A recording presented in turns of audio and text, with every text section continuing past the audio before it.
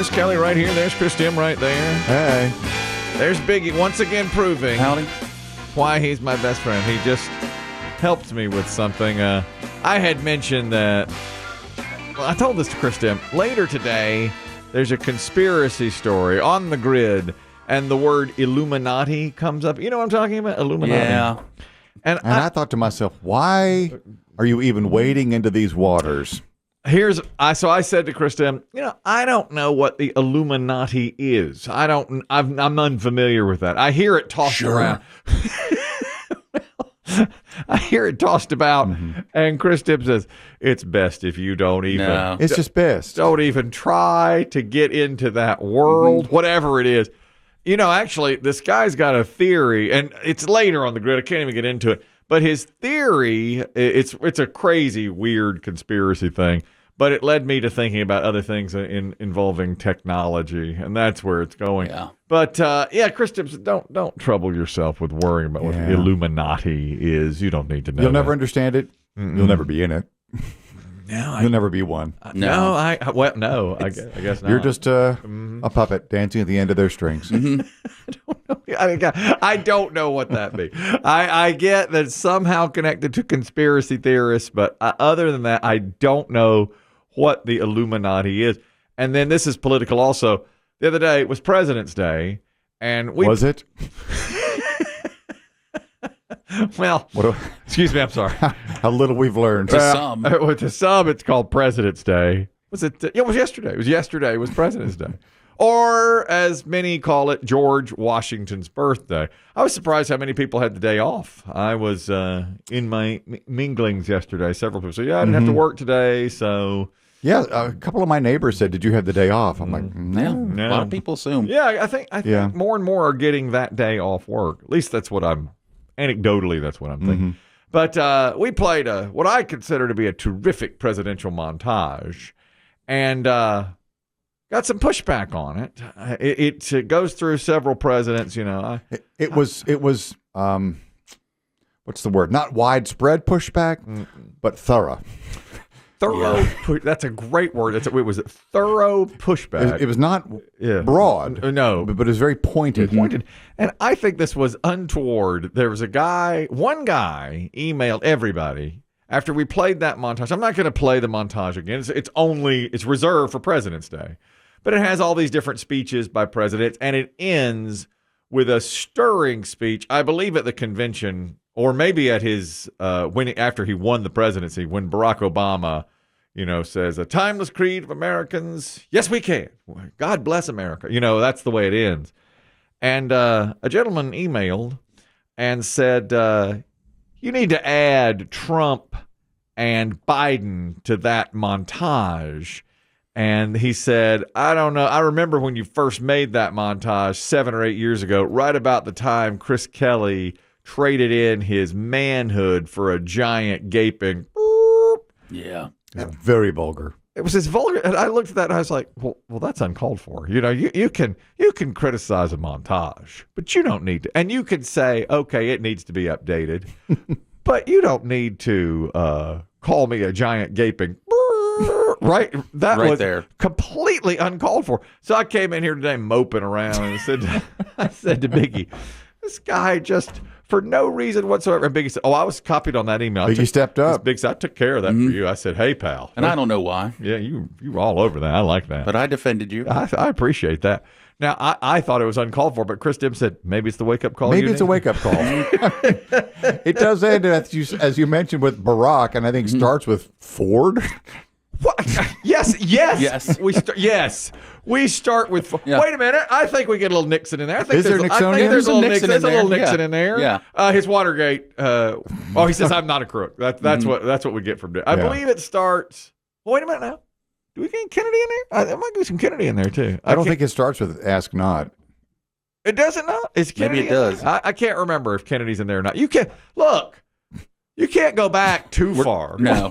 No, you're right. Recorded voice is only X number of years old. That's right. And you got to be careful what you play of certain presidents. Yeah. And, the criticism is we use some joke stuff for Bill Clinton and George W. Bush. They're not inspiring speeches, but then Obama is as inspiring as it gets. And yeah, we could lop on some. We need to add on some. We get busy around here. Biden's term is about up. He's about Trump's term is come and gone for now. So we could go Trump Biden Trump by next year at this time. It's possible we could do that. Look, next year this time, we might be wiping history from the books anyways. It might be starting over. There's never been any president but me. We might be. Start with me. It'd be an easy montage to make, wouldn't it? Just be one. Day one. Yeah. Day one is where it starts. President's Day might be new whenever Donald Trump's birthday is. June. Okay, yeah. I'm not me. Look at you sucking up. No, I think it's a little too late for you, Rhino. He celebrates a birthday, Joe. I think it's never too late to suck up. Never too late? Okay. Even for a rhino? I mean, I don't like being called Rhino. I think that's untoward. I don't like being called Rhino. But worse was saying that the GP. Gaping. And I was, of course, my move on that is to run and hide from it. But Biggie stood in there and defended me and said, hey. He stepped into the breach. It's a montage. We told you this ends at Obama. So what? This ends at Obama. He's the last one that made an inspiring speech. There you go. Yeah. He's the last one to make a decent speech was Obama. We give me another president makes a decent speech, we'll update the montage. Here's another update. I love this one, actually. A P1 a former colleague of ours, Doug. Let's give him credit for this. I love this. Yesterday, we had a put up or shut up rock and roll trivia question about Peter Cetera. He got his jaw broken in 3 places when he attended a Dodgers game. I think it was 1976. It was well before that. Oh, was it before that? Okay. And then it wasn't. I didn't give the date. I thought it was 1969. I don't think I even put the date in there. No, I mean, your question, you're right. But I think the incident was. So he goes to a Dodgers game and got his jaw broken by a Marine in 3 places, got clocked in the jaw, and the question was, the Dodgers had lost in Dodger Stadium to his favorite baseball team. What's his favorite baseball team? The answer was the Cubs. Both the player, Jason, and Chris Demm got it right. Good, really good get. But, of course, he's from that area. He's in the band Chicago. So Doug emails and said he got beat up because of his long hair. Chris Demm said, was he just some long-haired hippie? And the answer was yes. The Cubs beat the Dodgers 7-0 that day in May of 1969. So we do know now. Cetera was 24. He was at the game with bandmates Terry Kath, Danny Serafin. Is that how you say it? Serafin, yeah, Serafin. And Walter Parazader. Was it Parazader, I think? Parazader. Okay, they're at the game. Chicago's debut album had been released 1 month earlier. Yeah, that was the year they debuted. And they were in California opening for Jimi Hendrix, so they took in the Cubs-Dodgers game. Wow. So he knows all this stuff. What a crossroads. Game over. Cubs win 7-0. 4 Marines took exception to Cetera and his long hair. Broke his jaw in 3 places. He was in the ICU for 2 days. His jaw was wired shut for several months, and it affected his singing style. And after that said, I had to sing through a clenched jaw. To this day, I still sing with my jaw like clenched because of that incident. Didn't have the full range of motion anymore. God, broke his jaw in 3 places, man. Yeah, but it made that singing voice. Yeah. You heard that. We played Gloria Love in there. We played. Yeah, a great tribute. We played some Gloria Love. He's got a great singing voice, Peter Cetera. That is really good inside information. Very much so. I love that. When Doug wrote that in, Doug's a real music fiend. He knows it. He could play Chris Demm very well. For sure. On Put Up or Shut Up. He used to work with us. And he actually has contributed many, many questions over the years. And that update on that question, I was like, oh, that's good stuff. I like that. It just got beat up for how he looks. That's not right. Long hair, man. Long hair hippie. Where were his bandmates? Yeah, didn't they step in? Maybe they... I mean, Marines versus rock band. You lean Marines. Well, advantage Marines, but... Yeah, but Chicago, I like them. I don't know if they were a rockin'. You don't think? I think it'd be like watching one of us get beat up. The other 3 would just kind of be like, "Yikes!" These guys were in their mid-20s. We're young. They're probably all the same age. The Marines may have been 21. Marines are tough. Yeah. I mean, they're they're tough. trained killers. No doubt. They went after him. I mean, it's not a joke. I know. They may have been shipped out to Nam the week after. They may have been, or home from. Don't you think they got in trouble? Don't you think they got arrested for breaking his jaw? Not back then. I think the cops would have been like, "I'll hold him." I mean, long hair back then was Man, you might be right. You guys going home? We'll finish this up. Yeah. Says here you only broke his jaw in one place. We'll fix that. Yeah. Do you think later? Different time. But do you think that a couple of years later, Chicago's huge, and those Marines go, "Oh my God, that's that guy's." That's that guy with jaw? Is that the guy we jumped? Man, we should not have. He can really sing. Listen to this guy. He's good. When they become really something. Then later in the '80s, when he's singing "Glory of Love," they're probably like, "Dang, man, we should not have broke that guy's jaw." Or do they take credit? He sings with that clenched. I'm the one that clocked him, and he sings with that clenched jaw like that. Another update, and this has to do with police as well. A P1 on Friday, we talked about the state of Tennessee is considering not serving beer cold from convenience stores or grocery stores. And we got into a lot on that. A lot of people were saying it's a good idea because, and here's how naive I am. I had no idea. People at 5 o'clock on a Friday like to go in there and grab a cold one, put it in a brown bag, and drink it literally on the way home. Chris Demm schooled us on that. Totally. Because I was with you. I was like, why would this need to change? Totally. And because I don't think that way. I don't either. Yeah. I just feel like we're all law-abiding citizens. I just feel like we all go about our business, and I'm going to bring that up at the next Illuminati meeting. I was afraid you were going to say. I thought you might say that. We have an email that's really. We've got a great dupe in place. I just always feel like people generally do the right thing, and we're all doing well, and we drive the speed limit and all that kind of stuff. No, we don't do that. We don't do any of that stuff. Man. We have a P1 who says, I don't think it's ever acceptable to punish or limit law-abiding citizens for the actions of criminals. History has shown that crackdowns on law-abiding citizens makes problems worse. For instance, prohibition led to more alcohol consumption and the rise of the mafia. The war on drugs has exponentially increased addiction and the black market for drugs. List goes on and on. The solution is making criminals actually fear the punishment. If you drink a beer in the car and are caught doing it, there should be a punishment that you would fear, so you would not do that. As it stands, first and second offenses are rarely more than heavy fines, community service, having to bum rides for a year. That doesn't scare anybody. Just my 2 cents. Yeah. Maybe he's right about that. Sounds like he's advocating Sharia law. Yeah. I don't know Sharia law. I'm as familiar with that as I am the Illuminati. So I don't know what he means. But he wants. Sounds like he wants somebody's hand cut off. Yeah, I can't go the I would not. But if you lost your license, People drive without them now. Well, that's true too. There's no. How many times? That's become a recurring theme on this program. Well, what if you did something like, okay, you're caught drunk driving, you lose your license 10 years. And then if you're driving without a license, you are in jail for, a long amount of time. So, maybe. But then again, if you lose your license, people got to get to work, and there's no way to do it. But I think you take that chance. I think that's what people do. Constantly, we're hearing about. Most cops say when they pull somebody over, they don't have their license, they don't have insurance, they don't have vehicle registration. And here I just walk around thinking, oh, everybody drives with their license and all that. Insurance is the big one.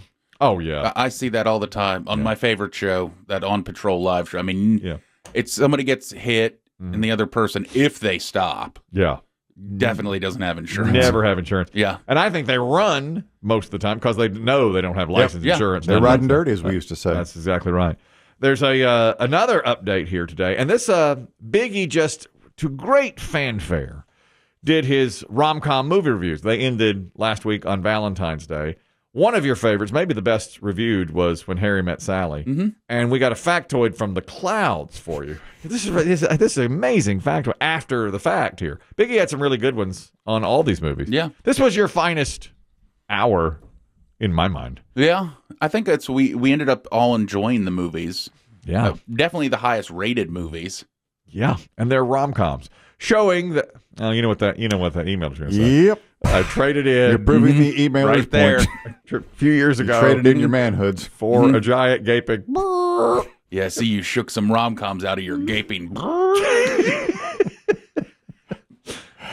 Thank God there are only 14. Thank God it's in the middle of the month, not at the end of the month. Right. We'd still Not be a going. full month. We'd Yeah. still be going on this stuff. Well, out of nowhere, Rob Reiner told Chris Wallace in an interview that the movie When Harry Met Sally had a completely different ending when he started it. The two were not going to wind up together. Harry and Sally, and they were going to run into each other on the street years later, as they did. The whole movie is they meet up again years later, they meet up a final time years later. They wind up getting married. And they tell you at the end of the movie they fall in love on New Year's Eve and get married. But originally, he was going to have them meet up one more time, talk, and go their separate directions, and you'd realize they're not going to be together. Would they be with new partners at the time? He did not say that. No, didn't say that. But it said they would just go off in separate directions, leading you to realize that was the end. That's the last time they're going to see each other. Oh, heartbreaking. Yeah, but I mean, that I could see that. You know what? I shouldn't give too much away, but another, it's not really a rom-com, but one that Biggie and I love is La La Land. Mm-hmm. And the couple doesn't end up together. Mm-hmm. You want them to, but they don't. You think it's going to. Oh, and the ending is so bitter, but so good. Oh, my God. My gaping. Right there. Yes. I mean, that movie just breaks my heart, but it's so good. Biggie and I both love it. Mm-hmm. We both love it. So anyway, while filming When Harry Met Sally, Rob Reiner, the director, met his wife, and it totally changed his view on things, and he rewrote the ending. Wow. Yeah, he completely redid it. Well, that's how one of the factoids was basically some of the movie, like the Billy Crystal character, is based on Rob Reiner during his divorce. That's right. Because he would call Billy Crystal during his divorce, and they'd be on the phone for hours. Mm-hmm. And that was kind of basically the character. And he did, and that was one of the factoids, that he met his eventual wife on the set. Correct. You gave us that. Mm-hmm. That's when he decided to change the ending, because when he started, he was like, I'll never find love again. Yeah. And now he finds love, he finds romance during the making of the movie and changes it all up. So anyway, that's out of nowhere. Mm-hmm. And I'm glad he did it that way, because I love the ending of that movie. I mean, it's pretty... cliche by what rom-coms are or movies are, but it's great. There's a movie that I love. I don't know if I guess it's a rom-com, sort of. It's called The Breakup with Vince Vaughn and Jennifer Aniston.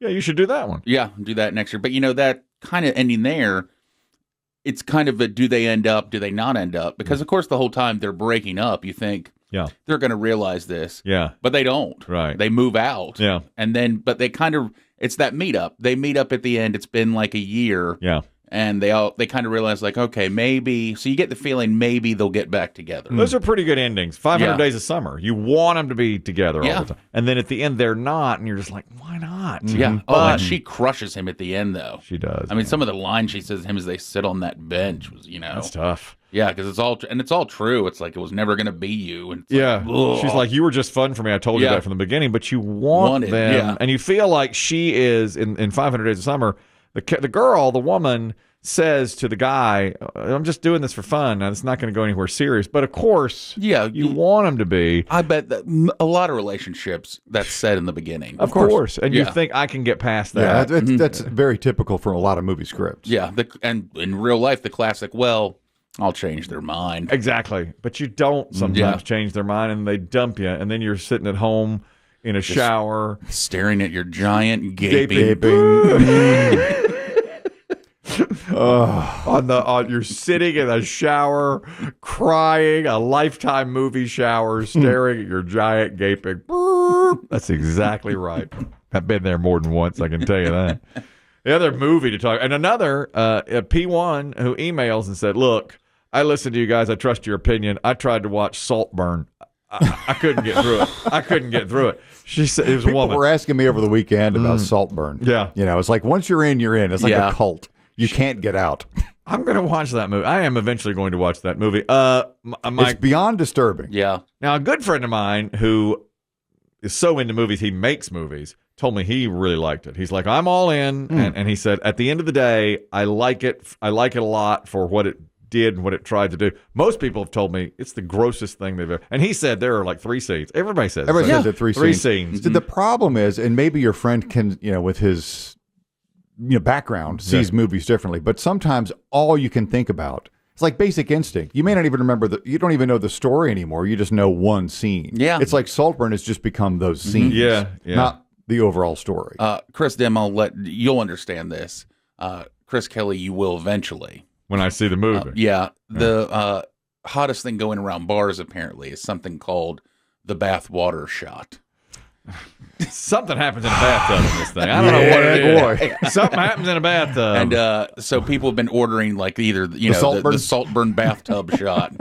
I shudder to think what's in it. Yeah. Now the emailer from Melanie says, I tried to watch Saltburn, couldn't get through. That bathtub scene, that was it. Some people cut it off there. That's what she said. She said, I cut it off well, right and the there. next scene is even, to me, the Even whole... worse. Even worse. Well, cemetery? I don't know. The cemetery, no. Oh, yeah. The girl. Girl on bench. That's the three I've heard. I'm telling you, it's going to make you cringe. Bathtub, girl on bench, cemetery. Can I get through it with my giant gaping? You cannot. And cemetery's extra beyond the line because he did that himself. That wasn't in the script. Total ad-lib. So when you see that part, that's a total ad-lib, yeah. No. Really? Yeah. Something so disgusting. Keep the cameras rolling. I got one more in me. Yeah. I have an idea, Bob. Yeah. Is that all right? Is it that guy? Is it Elordi who does this, or is it a different, No. it's a different guy? No, okay. it's the other actor. I can't. All right. I'm watching this thing.